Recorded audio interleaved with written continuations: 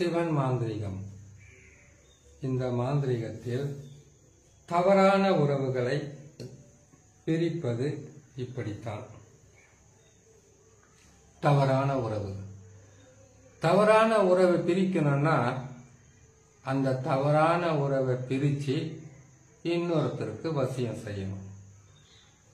தவறான உறவை பிரிச்சு இன்னொருத்தருக்கு வசியம் செய்யணும்னா அது அப்பா அம்மாவாக இருக்கலாம், அண்ணன் தம்பியாக இருக்கலாம், இல்லை கணவனாக இருக்கலாம், மனைவியாக இருக்கலாம்.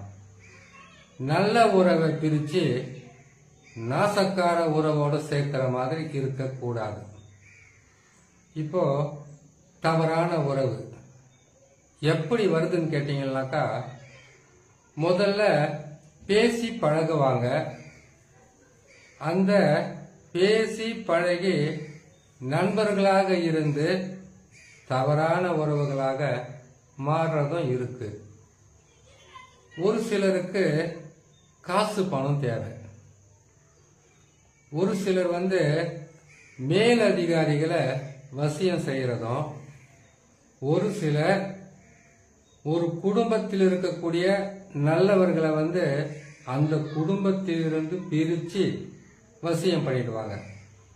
வசியத்தை அவ்வளவு சாதாரணமா எடுத்துடக்கூடாது. ஏன்னு கேட்டீங்கன்னாக்கா, நீங்க நல்லா யோசனை பண்ணி பாருங்க. குடும்பம், பிள்ளைகள், செய்கிற தொழில், வியாபாரம், அந்த குடும்பத்தை கட்டி காத்துக்கிட்டு என்னாலுமே சந்தோஷமா வாழற குடும்பத்தை யாரோ ஒருத்தர் கண்பட்டதாலேயோ இல்ல அவங்களுடைய தேவையில்லாத ஆசைகளுக்காக இந்த குடும்பத்தை பிரிச்சு வசியம் பண்ணிக்கிட்டு இருப்பாங்க. அப்படி வசியமா இருக்கிறவங்கள தான் தவறான உறவுன்னு சொல்லுவாங்க. அந்த தவறான உறவை பிரிச்சு நல்ல உறவோடு சேர்த்து வைக்கலாம்.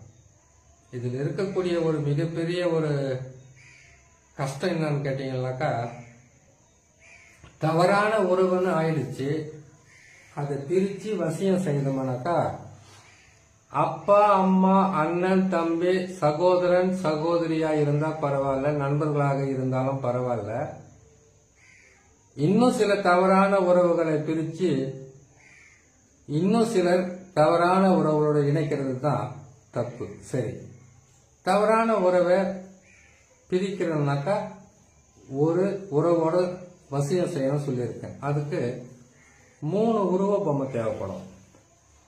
3 உருவ பொம்மைன்றது பாத்தீங்கன்னாக்கா, வலது பக்கமோ இடது பக்கமோ 2 உருவ பொம்மை இருக்கும் வெள்ளை நிறத்துல. நடுவுல பாத்தீங்கன்னாக்கா உங்களுக்கு ஒரு கருப்பு உருவத்துல ஒரு பொம்மை இருக்கும். இப்போ தவறான உறவை எப்படி பிரிக்கணும்னு கேட்டீங்கன்னாக்கா, நம்ம 3 போட்டோ வாங்கணும், புகைப்படம் வாங்கி அந்த 3 போட்டோல கேட்டீங்கன்னாக்கா தவறான உறவை அந்த கருப்பு உருவமா வச்சிருக்கோம் பாத்தீங்களா, அது மேல அந்த கருப்பு உருவமா இருக்கக்கூடியது மேல யார வசியம் செய்யணுமோ அங்கதான் அந்த வசியம் செய்யறவங்களுடைய போட்டோவை வைக்கணும். 2 பக்கமும் வெள்ளை நிறத்துல நாம உருவ பொம்மை செய்து வச்சிருக்கோம். அத அந்த 2 பக்கமும் தவறான உறவுகளாக இருக்கக்கூடியவங்கள போட்டோவை அந்த 2 உருவ பொம்மை மேல வைக்கணும். வச்சுட்டு இந்த வசியம் பண்ணக்கூடிய இந்த உருவ பொம்மை மேல சுத்த பூஜை செய்யணும். இந்த பிரிக்க வேண்டிய 2 உருவ பொம்மை மேலேயும் அசுத்த பூஜையை செய்யணும். அதான் கோழியை பலி கொடுக்கறது, பன்றியோட ரத்தத்தை பயன்படுத்துறது, அதெல்லாம் ஏற்கனவே பயன்படுத்தி உருவ பொம்மையை வச்சுக்கிட்டு இருந்தாங்க. அந்த நேரத்தில் எலுமிச்சை பழமோ இல்ல கல்யாண பூசணிக்காவோ பலி கொடுக்கலாம். இத 3 மண் பாத்திரம் வாங்கணும். அந்த 3 மண் பாத்திரத்திலையும் 3 உருவ பொம்மையை வைக்கணும். 3 உருவ பொம்மையை வச்சு இதுக்கு வித்வேஷன மந்திரங்களை பயன்படுத்தணும். வித்வேஷண மந்திரங்களை பயன்படுத்தி அவங்களுக்கு பிரிவினை போடுறது. இப்போ இந்த மந்திரத்தை பயன்படுத்தி யாரை பிரிக்கணுமோ மண் பாத்திரத்தில் அந்த உருவ பொம்மையை எடுத்து வச்சு அதுல போட்டோவை வச்சு அதுக்கு மேல வித்வேஷணம் என்று சொல்லக்கூடிய சேர்ந்திருக்கும் இருவரை பிரிக்கக்கூடிய அந்த மந்திரத்தை சொல்லி அதே மந்திரத்தை தகட்டுல எழுதி அந்த தகடை 2 பேருடைய உருவ பொம்மையிலையும் வச்சு அவங்க பிரயோகம் பண்ணிடுவாங்க. பிரயோகம் பண்ணிட்டு எப்படி பிரயோகம் பண்ணுவாங்கன்னு கேட்டீங்கன்னாக்கா 2 உருவ பொம்மையும் எந்த பொம்மை வசியத்தில் இருக்கோ அந்த பொம்மைய தலைகீழா திருப்பிடுவாங்க. தலைகீழா திருப்பி பன்றியோட இறைச்சி உதிரம் அதனுடைய முள்ளு.